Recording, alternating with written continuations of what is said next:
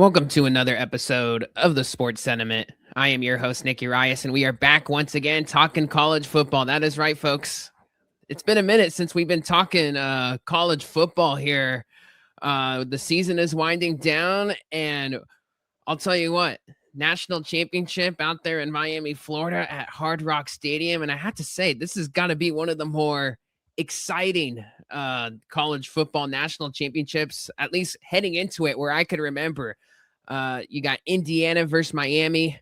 Both teams have had terrific seasons. I mean, I go back, I haven't been this amped up for like a natty maybe since Clemson LSU.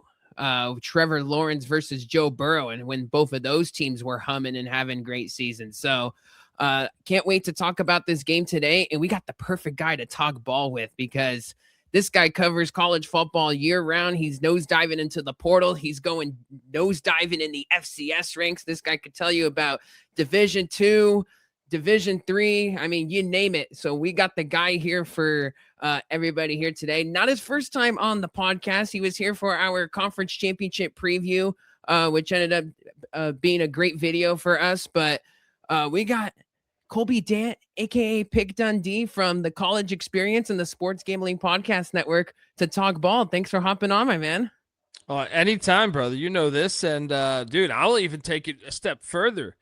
I think it's the most exciting in, like a good amount of time. I'm talking like a couple decades for me, the national championship, because, it's just – I know everybody likes to say – college sports is burning to hell. And look, I get it. TJ Finley just announced his 7th school. I get it. It should never happen. But at the same time, I actually think the sport is healthier than ever because everybody can pay. And the last team that made the playoffs, Miami, the very last spot, is in the national championship. And then you have Indiana, a team with 0 5-stars. Just a couple 4-stars, and even those are 4-stars from the transfer portal, not even high school. They weren't even high school 4-stars. And basically a whole team of mid-major transfers. I think it's and just a team that is before the season had the most losses in college football history. So I think it's a very healthy sport. I think that the sport has never been healthier in that regard, or at least maybe the early days, back in the 1800s or something. But I think it's a fascinating time for college football and really college sports in general. There's no doubt we need guardrails on the portal. I mean, the Finley stuff's pretty nuts, even though I think he's an outlier in all of that noise. But still, the moving parts, I still feel like, the Mountain West teams and the CUSA teams that have terrific seasons, when they end up getting rated, during the off season, I feel like there's got to be some sort of method to kind of reward them for kind of going deep in the archives and rewarding those, the recruiting coordinators and everybody else in between, those coaches. Sure, but the program. Sure, but at the same time, like New Mexico took an FCS All-Star team. That's a good point. It's like that trickles down there, and then the FCS guys go and grab D2 guys. So the D2 guys are grabbing D3 guys. So I mean, it's just a never-ending cycle. True. I get it. Like, yes, in theory. Look, I'm an East Carolina fan. I grew up with Jeff Blake and Chris Johnson and David Garrard, and those guys probably would have left after a year or two. Which for fandom, I do think that is a concern moving forward. If you're a fan of one of those schools, even the lower end Power 5 schools, like. I heard an Oregon State fan mention this recently. Like, why would I invest in that? Before I used to share the same camaraderie because that was my fellow, like he went through this. He was a student for 4 years there. I was a student for 4 years there. You had that bond in common. They're going to have to work that out. I don't know if there's a right answer. And especially, I don't know if there's a legal answer there that could ever get passed until you make them employees. But yeah, I mean, the NCAA had a lot of time to correct this, and they just sat. With the minute Ed O'Bannon or Charles O'Bannon, I think it was Ed O'Bannon, won that court case in like 2008, that showed that this thing was going to change. So they had about 17 years to prep for this. And did anybody prep for this? No. You know what I mean? Like, classic, as much as I love college sports, there's they're the worst at change. And a perfect example would be bowl games. I mean, look, I still love watching bowl games, but the bowl season, the fact it's been able to hold back playoffs for a long time. I mean, go back to, like, they were talking about the playoffs back in the 60s and 70s. They didn't want to do it because of the bowl season. Something that started in the late 1800s, early 1900s is like a reward. Back when you were taking the train like back then you'd be taking the train for your games. And it's like, hey, what if we get a sponsor down in New Orleans and we can all go down there? It was like the fact they were able to hold on to that for that long and still actually have power now. You want to talk? I know we got to talk about the Natty, but I'm saying I think it's absolutely ridiculous. I was thinking about Oregon the other day. Now, Oregon didn't play in the Big Ten championship. Correct. But they were right there. They were right there. They played that last year. So just go with me on this. Let's say the same situation happens to Oregon next year. They go to the Big 12 or Big 10 championship, though, right? And I'm just using Oregon for this example. Could be anybody from any conference, right? So you're out there in Eugene, Oregon. It's already bad enough that you're not in the Pac-12, but hey, your fan base is passionate. They're awesome. They probably pinpoint a game or two this year. Hey, we got Dante Moore back. That was news today, right? Yep. We're playing at Michigan next year, and I don't know that they really are. I haven't checked their schedule. I'm just saying this is the hypothetical. Man, regular season, let's go to that either at Michigan or at Ohio State or even at USC, even though, that's an old school rival, or Penn State. Like one of those four, maybe it's Indiana if they win the Natty. Maybe we're at Indiana next year. We got to go out to Indiana Memorial Stadium, legendary stadium. Never been to Bloomington. So you're asking your fans, okay, let's go there. But then you make the Big Ten championship. And you say, oh, shit, we could win the Big Ten. You know what I mean? We're new to the Big Ten. Right? Let's go to Indianapolis. Right? Well, they go to Indianapolis. Then the next week, okay, we're hosting say they lose the Big Ten championship game. And then they would be in the same spot that they'd be in this year, playoff-wise. They're hosting a team like JMU. Okay. That's in Eugene, though. We get that game. But it's another game we get to go to. And imagine, too, if you don't live in Eugene because you're not a college student. What if you're just a fan in your 40s that went to Oregon, that lives in Seattle or L.A. or wherever, San Francisco, right? Well, you're going back to Eugene, right? But then it's like, okay, after that, you're going to Miami to take on Texas Tech. You don't know if you're going to win. Great game. We're going to go to Miami. Let's gas up the jet. You know what I mean? Let's get our tickets because you're not going to own the jet unless you're Phil Knight or his friends, right? So you're like, hey, okay, let me go to Miami, right? Oh, okay, we win. Heck yeah, we beat Texas Tech. Let's go back to Eugene or back to wherever we live. But guess what? Next week we got to go to Atlanta because we're taking on Indiana like we were this past year. Okay, let's go back to Atlanta. Or, I'm sorry, back East Coast to Atlanta, right? And then let's say they did beat, hypothetically, the game they just played against Indiana. Well, guess what? Then they're going back to Miami, right? So, okay. You go back to Eugene, then or wherever your home is, then back to Miami. So you're asking fans a ridiculous, ridiculous thing to do that none of them can afford besides the top, not even 1%, I think less, like 0.1%. Can afford to hit the road and have that all during the holidays. So for the Bulls to still have leverage is insane based on something in 1904 about, hey, let's play in a warm weather environment because we've never been to Florida. You got to remember back then you were taking the train like, oh, Pittsburgh's playing Syracuse. We take the train, right? And now it's like, guess what? If we know someone down there, we can maybe get a sponsor in Tampa or LA. And we've never been there because guess what? No one takes airplanes, right? So we take a train down there and we'll create this thing called bowl games, which is very cool for the time.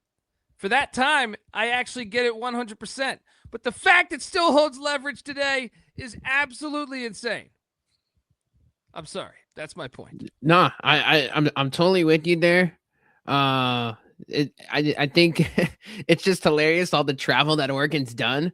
I know they're eliminated from the madness now, But I mean, it was just silly, right? When and then you had East Coast teams going like playing at the Rose Bowl, like how Indiana was, right? They're another one of these teams flying all over the place. Don't get me wrong, still love my famous Idaho Potato Bowls, right? Like and watching those games on a random Tuesday in the middle of December. You can still have those without holding up Exactly. the playoffs. You know what Right. I mean? Yeah. And I know you and I have been firm on this, but like we understand like it's all like this corporate money and stuff like that. But man, like playing it at Hard Rock Stadium or Mercedes-Benz Stadium just makes me laugh, right? I understand like the fan base still fills up those seats, right? Like credit to Indiana last week, right? What they did, I was like, man, I can't believe they took this stadium over. Well, that's because they've never been good at football. Exactly. Like they caught lightning in a bottle. Is. The Miami Ole Miss game was not packed. So like because it's probably fan fatigue from financially, you're playing in Arizona. Yeah. You know what I mean? Like look, if you're Ole Miss, you've already had your coach gutted from you, a lot of your coaching staff. So I mean, I just think it's a tall order to ask someone to continue to go to these things. But they have a strong hold on the sport that I'll never understand. Like, so that's what I mean. My original point was college sports in general, college athletics is so slow to change. It's the one biggest flaw. Now, sometimes that can actually be a good thing, but look at it right now when you see the guys they knew this train was coming. Everyone did. Everyone wrote about this. When that ruling happened with Ed O'Bannon by a federal judge, you just knew right then, okay, this is coming down the pipeline. This is coming down the pipeline. And did anybody adjust? No. They just were blind, like, hey, we're just going to continue our meal ticket. This will never happen. Well, and then it happened. So now you get chaos. But the sport is healthier than like I said, there's a double-edged sword. It's a double-edged sword. There's some terrible things with it, but there's also some, like, Indiana would never be in this spot. Even Miami, they wouldn't have been in the playoffs in the 4-team. You know what I mean? So, yeah. Yeah, and I know on your side of the woods, right? That wacky ACC, right? Of course, Miami doesn't make the ACC championship, and then here they are. They get the benefit of the doubt with the whole Notre Dame controversy, which whatever.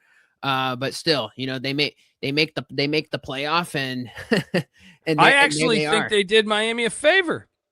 Everyone was blasting the ACC. Right? Everyone was blasting the ACC and because you got 2 group of 5 teams in, but I actually think they did Miami a favor. Because if you look at it, okay, Duke, Virginia was in soundly, even though they had a loss to another ACC team in the non-conference, which is just stupid too. But everybody else had a 6-way tie, right? Yep. So to me, if you had looked at if the best 2 teams, in my opinion, that probably should have been playing, I think probably Georgia Tech and Miami, but SMU did beat Miami, and SMU had the same record. So it was like, my point is, though, is if Miami has to play another game in cold Charlotte, it was freezing that day. I covered the game. I was there at Bank of America Stadium. It was cold as hell. I think there's a decent shot they lose.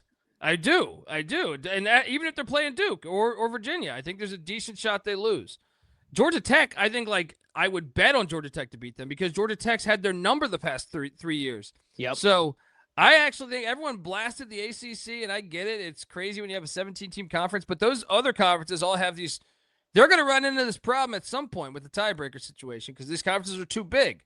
But it actually helped Miami because had Miami played that game and lost or barely won, them because imagine if they barely won in overtime against a 7-5 Duke team, they would have put Notre Dame in, I think. Oh yeah, you know what I mean. Doubt. So I actually think the ACC got those strays. Everyone was, the narrative across national media was that the ACC is a terrible conference. They don't know what they're doing, and you can have that opinion or not, but I thought In this situation, you're incorrect because it actually benefited that one of their national brands to get them into the playoffs by them not playing a game.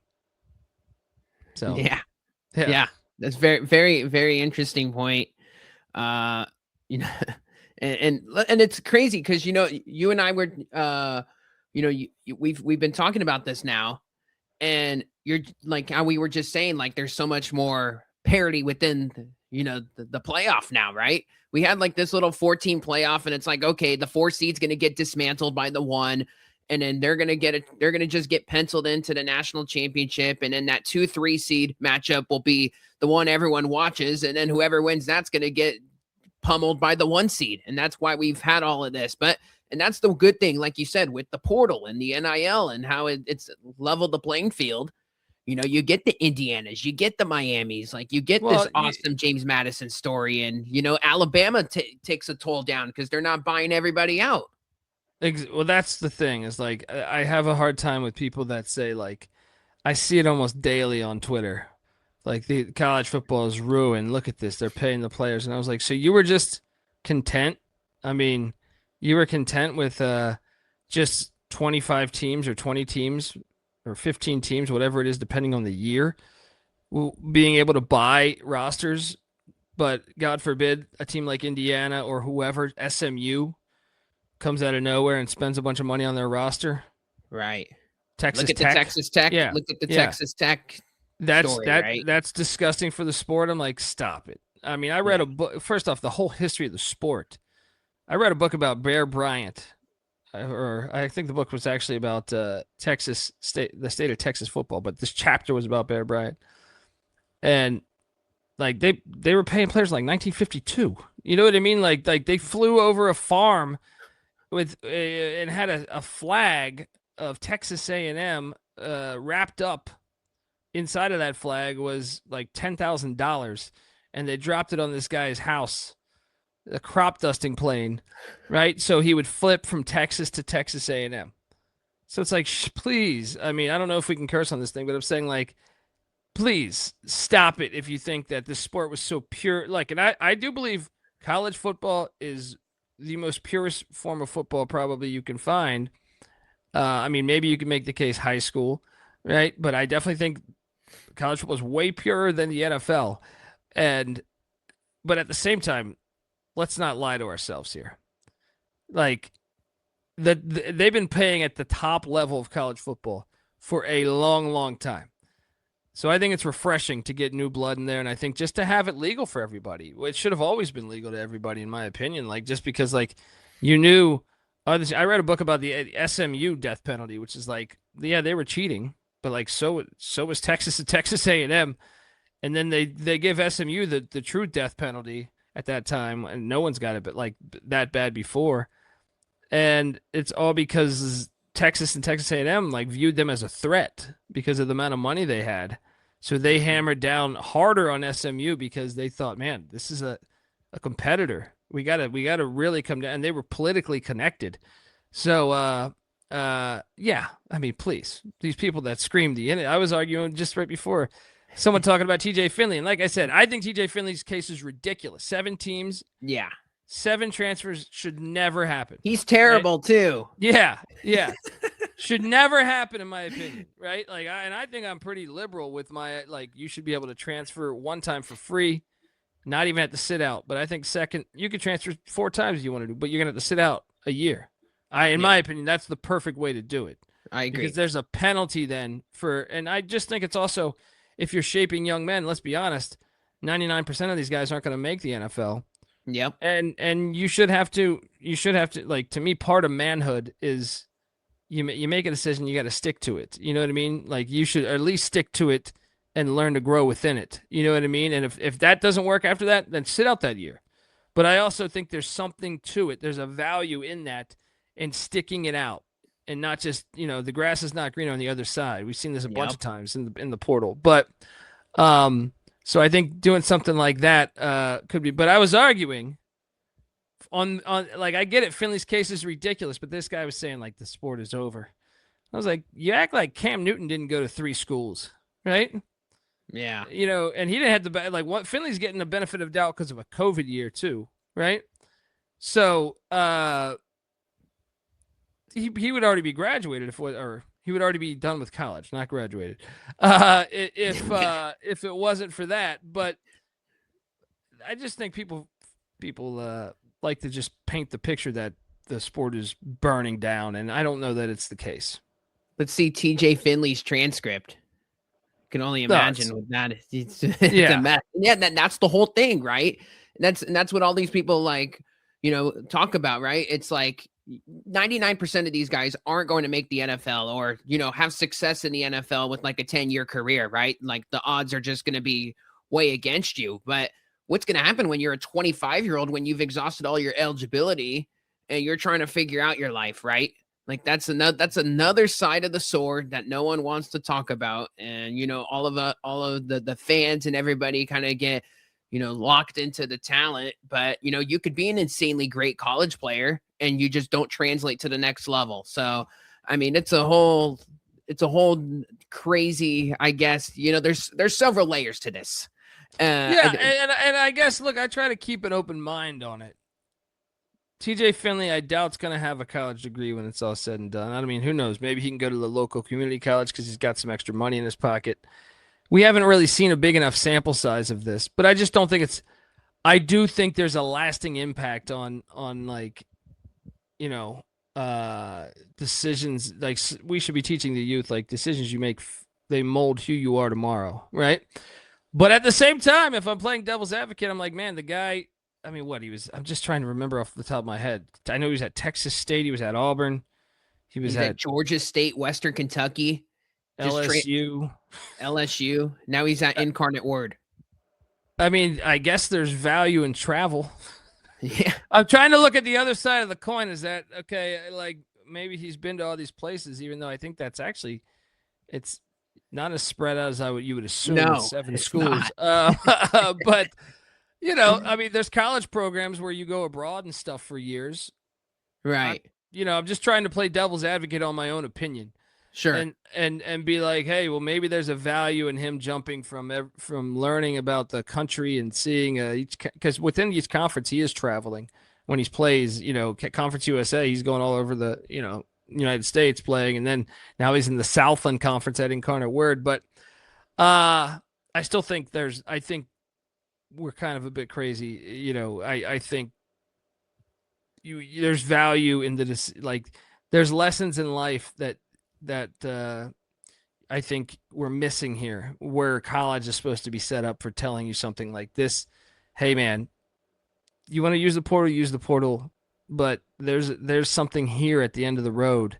You know what I mean? This decision you make shapes you tomorrow. And adversity is a good thing. I'll say this for my own personal life. Anytime there's adversity, sucks going through it at the time, sucks battling it at the time. But when you get through it and look back, you say, damn, I'm glad that happened to me. I learned something about myself, or this thing happened. So I don't know that that's happening for people in TJ Finley's case. Maybe it is. Maybe I don't know his personal life, but I would be reluctant to believe it consistently happens with someone that transfers that many times. Amen to that, man. Yeah. Good points all around. As far as the national championship's concerned. See, this is why I love you, man. We got to. Yeah, 24 minutes in. We're 24 minutes in, and we haven't even gotten to the natty. Which that's the beauty of this. You and I can chat about just the issues that we got within the sport for hours, and there's plenty of them. As far as Miami and Indiana is concerned, and Miami, the 10th seed, has last team in the playoffs too. Last team in the playoffs because they were the last at large. Exactly. Yeah. And here they are. They've had themselves quite the journey thus far. Meanwhile, for Indiana, number one seed, Big Ten champion, really set a statement in that meaningless game that we thought when we chatted over a month ago in the Big Ten championship game at Lucas Oil Stadium, and kind of really showcased that they're the real deal in that game, beating Ohio State. Indiana's 15-0. They took care of Alabama by 35 in the Rose Bowl. They dismantled Oregon last Friday, 56-22 in the Peach Bowl. And, they've been in some very tricky spots, I would say, at Penn State, at Iowa. I thought I've rallied extremely well in both of those games.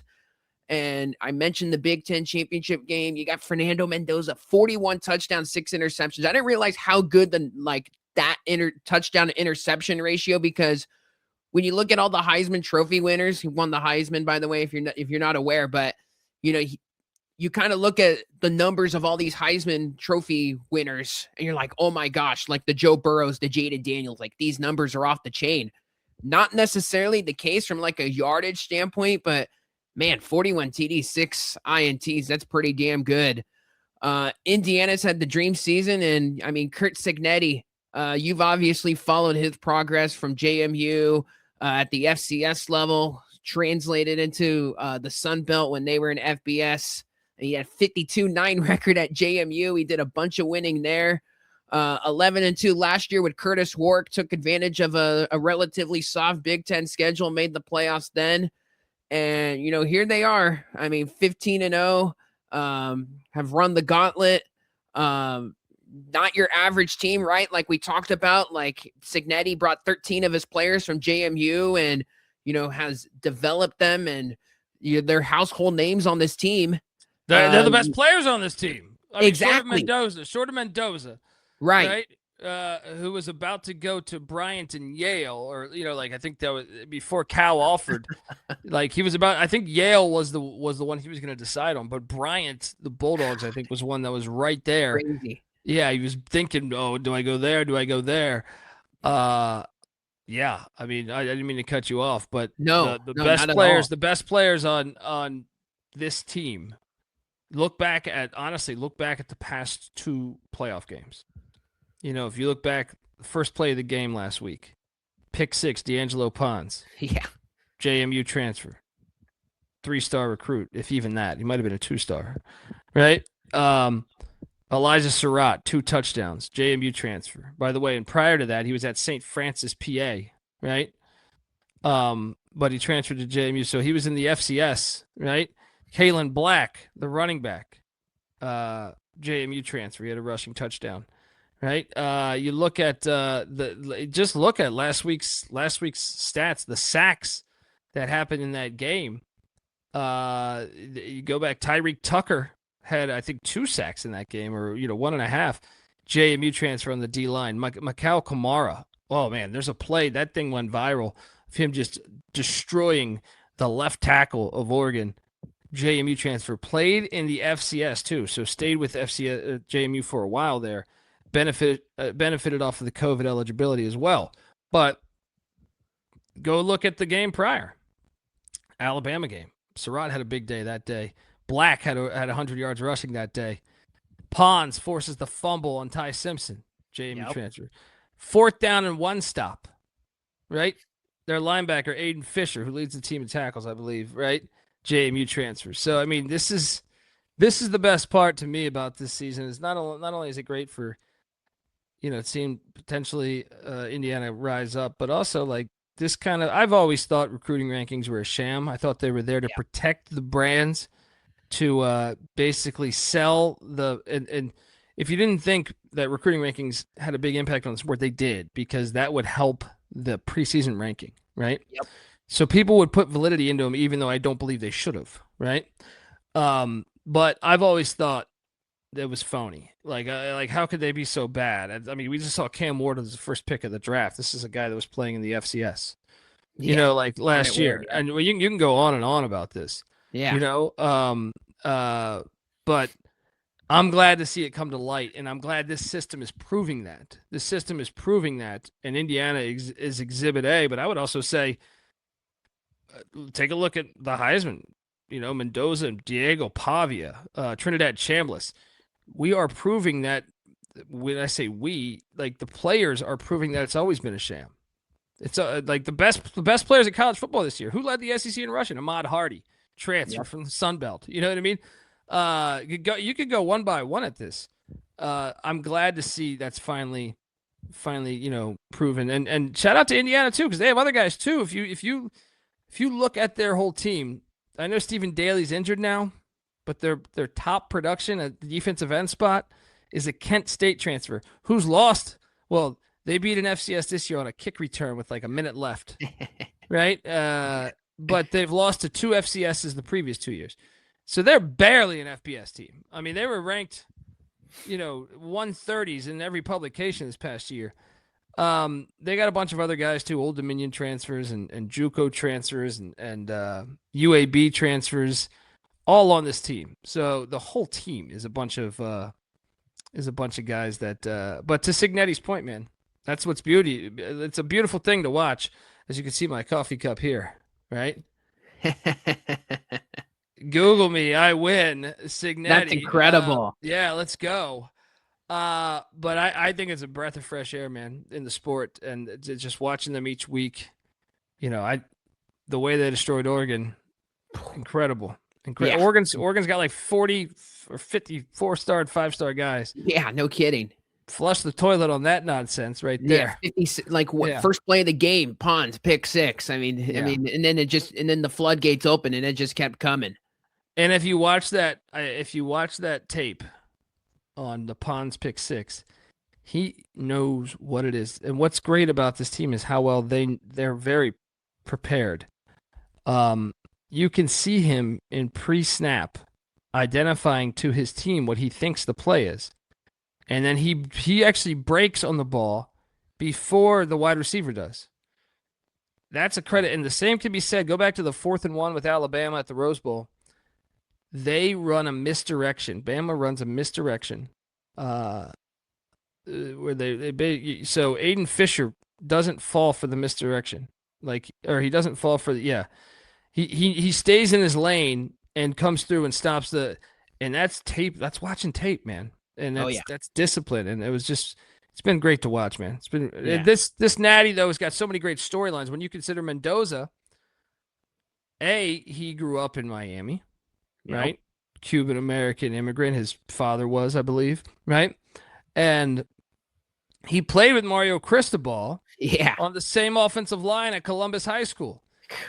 And he went to Miami football camp at a high school or during high school, right? Sending his tape to Miami. They weren't paying attention. Now, granted, that was Manny Diaz's era. Yep. Cristobal came in year 1, but Cristobal still could have got him year 1 after the portal and Cal, right? But no one did. They waited a couple of years. But then his mother's a Miami grad, played tennis for the University of Miami, right? So you add that in there. Full circle. Well, and then you add in Corey Heatherman, the defensive coordinator for Miami, is Curt Cignetti's defensive coordinator, James Madison, and Indiana's current OC and DC worked under him. The OC was Shanahan, and but they went toe to toe in practice back when they were at Elon and JMU. You know what I mean? So Heatherman, the DC, I'm drawing a blank on his name. The Indiana DC is a Beard. I'm drawing a blank on his name right now, but he worked under Heatherman at JMU. So you want storylines, you got them. I mean, these are great storylines to me. You got a team that's never won the national championship, a team that, obviously didn't even win their conference championship, finished in 3rd place or 4th place, depending on which standings you look at. Yeah. I'll throw one more piece to the puzzle here. So, Fernando Mendoza was quarterback for Cal last year. And, of course, first year at Indiana. Haynes, by the way. Bryant Haynes, yep. DC. Sorry. Yep, yeah. DC for Indiana. And so Fernando Mendoza was the Cal quarterback last year. Cal, all over the place, as they always, first year of the ACC, like the travel was getting to them. But Miami is the most high-profile game.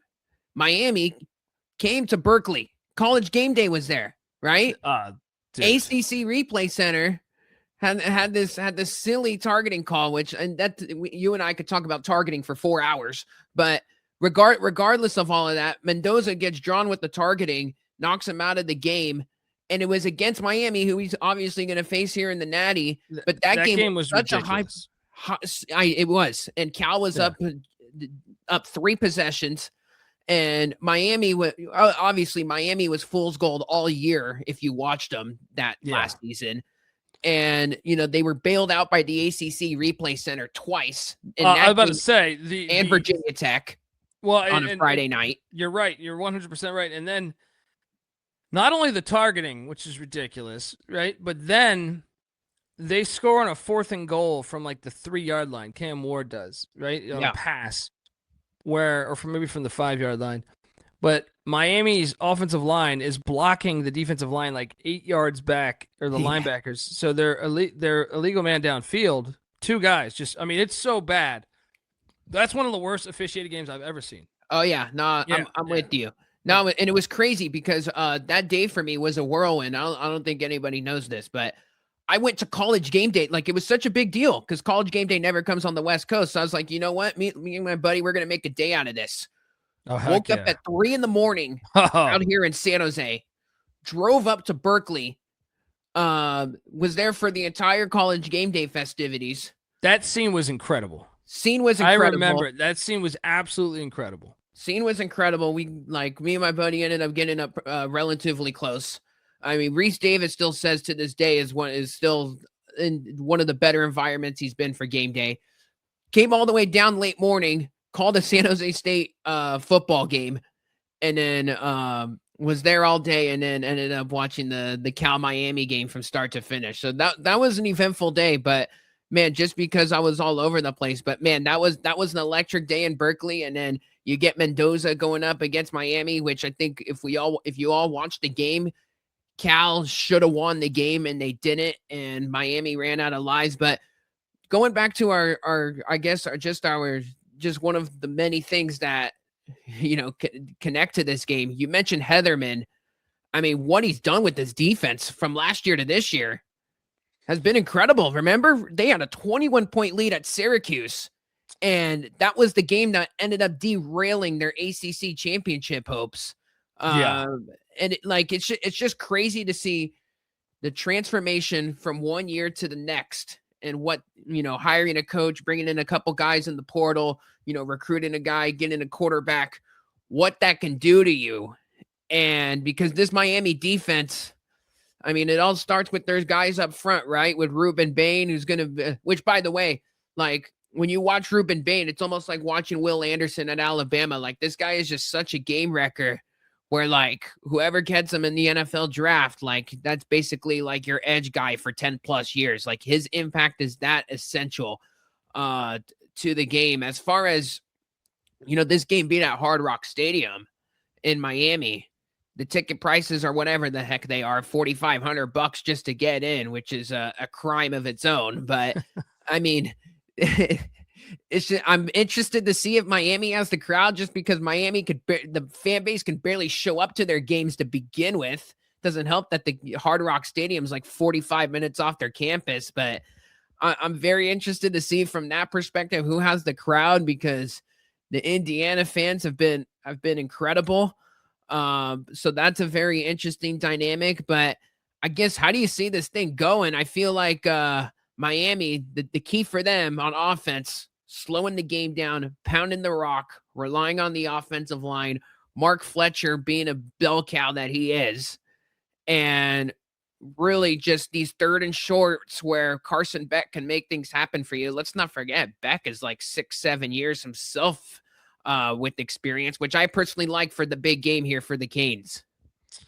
Yeah, I mean, I think that's the big time question. That I already touched on the continuity, which, knowing that Shanahan against Heatherman, and that's going to be fascinating because they went up against each other in practice for so long, and Heatherman's probably going to know that the defense they're running, maybe there's an advantage to Shannon Dawson, the OC of Miami, them just not knowing what he normally. I mean, the tape will tell him some things, but yeah, I mean, you look at what Indiana's done defensively. I believe, right? They are the I'm seeing here, number 2 rush defense in the country. And you look, I'm trying to think of who the best rushing offense. I think Oregon is the best rushing offense they played. And I know Oregon got some late yardage. I'm trying to look up what they exactly did against Oregon, but I know they had like a 70-yard run late in that game. Oregon rushed for 93 yards, but like I said, I think majority of that came on that like 60 or you remember what I'm talking about? They had like a 50 or 60-yard run, like late third, early fourth quarter. Right. There was a lot of empty calories in this game because it was Yeah. over. Right. So even with that, they still didn't hit. Oregon's averaging 199 yards per game on the ground, right? Miami's rush tech is not as good as Oregon's statistically. It's further back, but Miami's O-line has played. They've gotten better as the season's gone along. I think they've clearly. You go back and watch the A&M game; they were having success, and A&M's defensive line's pretty good. Yep. I think that's the big thing, man. Is can they establish the run against this Indiana team? Because that's to me if they get too predictable, I personally think Carson Beck's too inconsistent of a passer. Even look, everyone credit to Carson Beck. He's in the national championship game. But even on that final drive, do you remember that check down that almost got picked off? Oh, yeah. So, I mean, like, he almost blew. He played. Every play was great except that play, right? Yep. On that final drive. And he's inconsistent. You go back to the Louisville game or the Louisville SMU game was a disaster. Yeah. It's I don't think you can fully count on him. If you're going to have to pass to beat Indiana, I think Indiana will win by double digits personally. Yeah, and that's why I believe that you're going to need to pound the rock here with Fletcher, especially in the early going. Just to kind of, you don't want to rely on Beck in this game for 60 minutes. I understand whatever the game opened up in the fourth quarter last week versus Ole Miss, and both quarterbacks were kind of just going back and forth. You got to have easy completions with him, right? I think that's why Tony could be a big impact again here, right? Because Tony is so damn electric. 18-year-old wide receiver where you could just set up a wide receiver screen and then he's off to the races for 50 yards. So yeah, and they run him out of the Wildcat too. I mean, that's gonna be fascinating to see what they do with him and see where, D'Angelo Pons, they say, is going to be a potential first-round draft pick at the cornerback spot. The guy with the pick 6 last week, he is undersized, which is probably why he wasn't a 4 or 5 star, right? Yeah. But he is a beast, and I think I'm intrigued to see if they just keep him on the outside or do they specifically have him shadow if they specifically have him shadow what's it called? The freshman. Why am I drawing a blank on his name right now? The way you were just talking about Tony. Malachi Tony. Yeah. For Miami, the wide receiver. Yeah, that's gonna be I'm eager to see that. And remember, and to go back the other way on this, you remember Xavier Lucas is suspended for the first half because of that ridiculous targeting. Yeah. I wondered that if Indiana is saying we got to throw it more in the first half because, look, Miami, say what you want, Heatherman's done a great job, but they have still given up some big yardage in the air. Oh, yeah. You know what I mean? So, like, go back and watch SMU threw for like 370 on them, right? Yep. So, with Mendoza's precision, now they haven't been like a all-pass team, this season, but I just wonder if they think, man, Miami's secondary is probably the weak link on that defense, right? And they're without one of their starters for the first half. Do they try to take advantage of that? I think they will, but I'm eager to see how aggressive they are trying to take advantage of it. Yeah. And, we were, another thing too, we were talking about with, and again, stats could be manipulated and stuff. We were talking about Indiana's rush defense. In Miami, go watch some Old Dominion tape from week 1 because they rushed for 218 on the ground. That was week quarterback, 1, and I get it, but Colton Joseph, that guy's a mobile quarterback. So, that's unfortunate because Carson Beck is not a mobile quarterback. Exactly. So, like that's where if you're watching the tape, because that's Dante Moore's not a rusher, Ty Simpson's not a rusher. You wonder if the way to beat them is to have a mobile quarterback because they've kind of gotten lucky. Actually, the team I really thought they should have lost to was not actually Penn State. It was Iowa. Yeah. And Iowa's quarterback got injured in the third quarter and missed the whole fourth quarter, and they came back and barely won. Indiana won in the final minute of the game. I wonder if the kryptonite, not to say, I mean, Gronowski is a good running quarterback, but like, I wonder if that's something they've benefited by. They didn't play many mobile quarterbacks. Even No, Ohio they State's didn't. Julian Sayon, they didn't play. Like Indiana's Yeah. best teams they played on the schedule were not mobile quarterbacks. So Yeah. I mean, I guess we won't know after this game probably either, No, though, we won't. unless they run Malachi Tony a lot out of the Wildcat. Right. Yeah. And I guess that's the big thing here. Like Miami's gonna have to get creative. In that regard, I wouldn't be shocked if they go that route more than once. In a game like this. Indiana. I mean, they've been so good, and when they get the lead, they're really good at holding it. Obviously, I mean, they haven't lost. Uh, I have to say, a lot of people have been critical of Cristobal, where you just kind of you're just kind of waiting for the collapse to come, or the one regular season game where he kind of lets it go. He's had several of those games in the past. He kind of hasn't had it just yet, but I mean, Curt Cignetti's got himself a massive coaching advantage here, if you ask me. And I understand he's had a good playoff. Cristobal has, but I just wonder if Cignetti's got a wrinkle or two that they're really not expecting here. And the thing is too, if you're Miami like that, and that's good. Goes back to like our line of scrimmage talk. You got to get Indiana in these third and longs, right? Because the Mendoza is just going to pick you apart. And once when he had himself going in that second quarter, where he's on the left hash and he's throwing it all the way to the far sideline to Surratt. I mean, Oh yeah, game's over. Game's over because he's just that locked in, and everything's done, and defense is where it needs to be. And once when Mendoza gets himself inserted into this game, I expect it to kind of go in the direction where Indiana can really play with the clock and do what they want. Miami, I think the path to them is that they have to slow the game down and have the time of possession battle go their way. Because if you're going to get into a track meet with Indiana, it's not going to work. And I know Miami doesn't necessarily want to do that. Kind of worked against Ole Miss, which is kind of their been path to the madness with Chambliss. But I don't know. I expect this game for me. I expect it to be close in the early going. I think Miami will have success, but I expect Indiana to ultimately make some adjustments, pull away late, force a turnover or two on Beck, and I think they get over the mountaintop here with a 14-point victory. I would expect it to kind of. I know they're an 8.5-point favorite, and it's kind of getting steamed up a little bit. I'd expect them to win by north of 10 here in this spot. I could see it. I do think Indiana will win the game.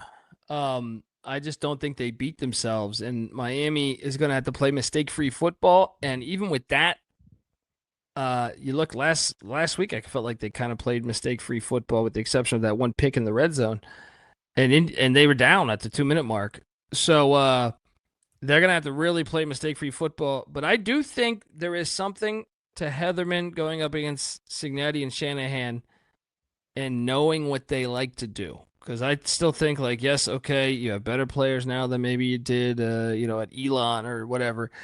But I still think there's tendencies when you go up against each other in practice nonstop. So I think Indiana wins, but I think Miami will stay within the 8.5. I think this will be something like 27-20, 27-21. Indiana's too old, too experienced. They don't beat themselves up much. So I think, and they might even have the crowd. So I think they will win the game. And it wouldn't surprise me either if they're up 14, like in your case, but maybe Miami gets a late touchdown to try to dress it up. Yeah. So I got the Hoosiers winning this thing as well. But it's critical. If Miami gets the line of scrimmage, they could win this thing. Oh yeah, they certainly could. Yeah, that's if they open up on the line of scrimmage, and not more than the first drive. I would say if you see back-to-back drives of this, you say, "Uh-oh," then you might know. You know what I mean? Then you might know. But no one's been able to do it on Indiana yet, so we'll see. But I think Hoosiers win the Natty, go 16-0, And what a great story. So Miami's defense, just to kind of put a bow on it, 13 sacks in the 3 college football playoff games. And they've had 4+ sacks in 4 of 5. And the game last week, they didn't get too much pressure on Chambliss because he's got some mobility in his game.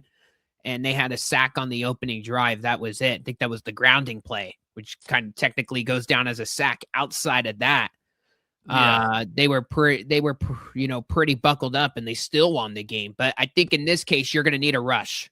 But let me ask you this. If there was another minute on that clock, I think Chambliss scores and Ole Miss wins. I agree. I did not feel. That's what I mean. Is like as much as the rush defense has been great, the pass defense, going back to the SMU game, or last week against Ole Miss, like I felt like by the time they got it going, I was like, they ain't gonna stop this guy unless the clock stops him. And I felt like there was a little bit of both there, or more so the clock.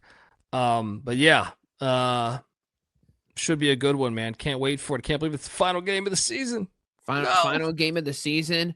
And I will say this too. Miami's actually in the Texas A&M game and in the Ohio State game when in Ohio State, when they got the insurance score in an A&M game on the road, they did a really good job at not only moving the sticks, but also drilling the clock as well.